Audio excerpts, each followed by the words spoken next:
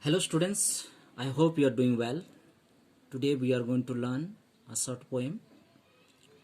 Poem name is Geography Lesson from Honeydew Book, Unit 2nd, Class 8.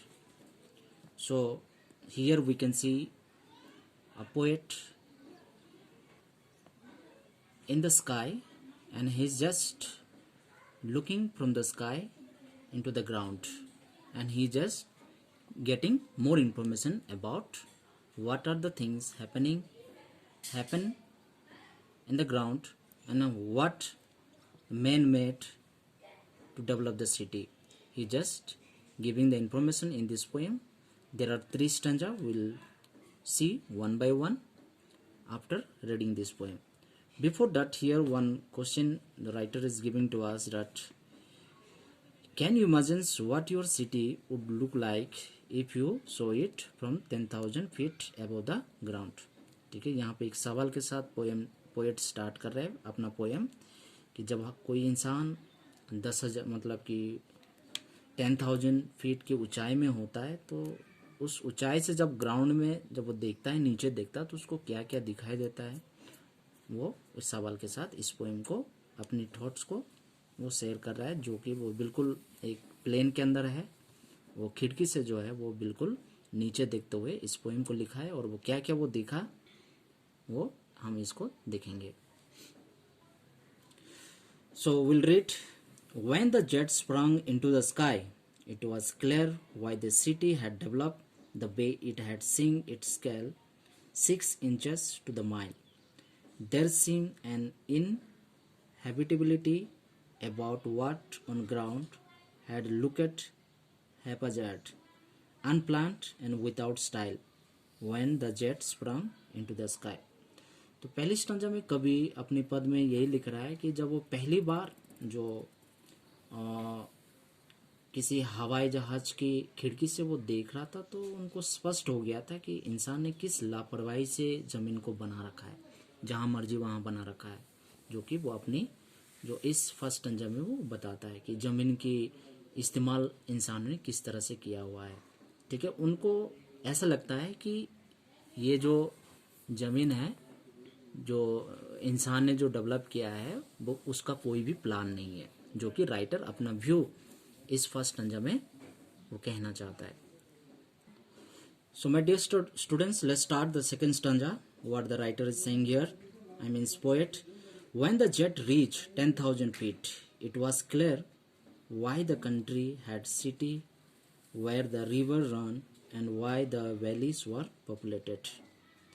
यहाँ पे second stanza में कभी हमें ये बताना चाहता है कि इंसानों ने कहीं ना कहीं उन जगहों में घर क्यों बना रखा है, यानी कि शहर या देश क्यों बना के रखा है जहाँ पे पानी मिलता है, जहाँ पे जो वैली होता है वो बहुत पॉपुलेटेड है।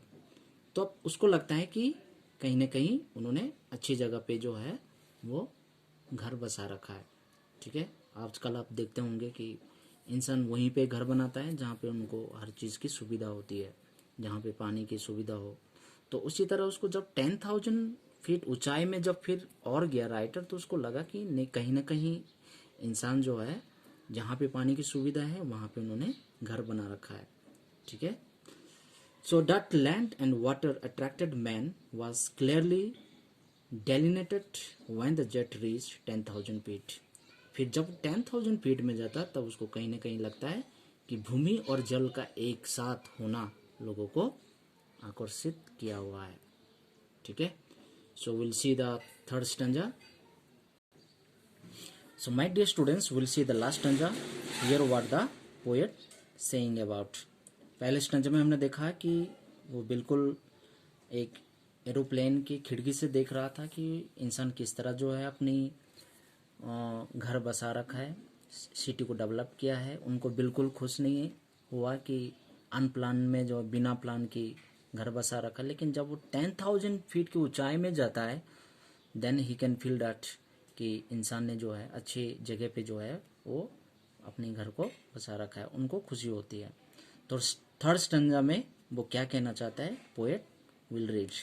When the jet rose 6 miles हाई, 10,000 से भी जब वो 6 माइल हाई में पहुंचता है, तब उसको it was clear the earth was round, तब उसको स्पष्ट हो जाता है कि पृथ्वी जो क्या है राउंड में है।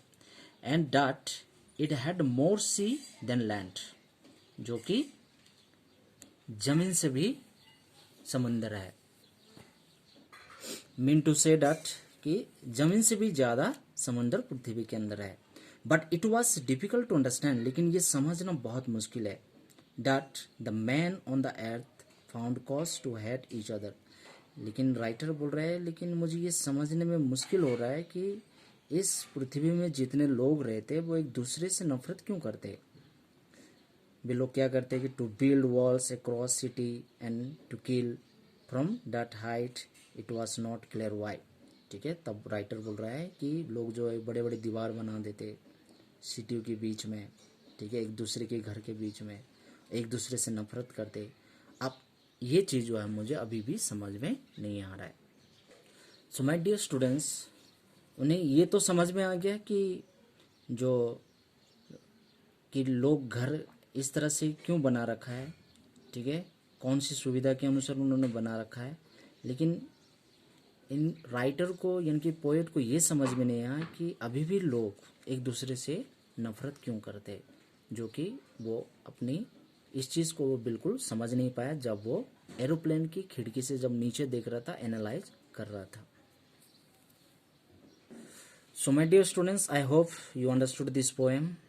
एक कवि है जो वो एरोप्लेन में उड़न भर रहा है और उसके बाद जो है वो अपनी जो थॉट को डिस्क्राइब कर रहा है कि इंसान किस तरह से सिटी को डेवलप किया है।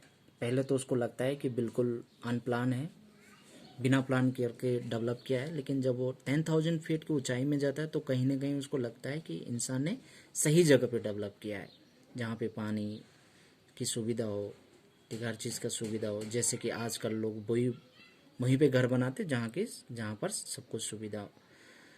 बट जब वो 10,000 के फीट की ऊंचाई से भी जब वो 6 माइल्स हाई, उससे भी ज़्यादा हाई में जाता है, then he can understand that earth is round and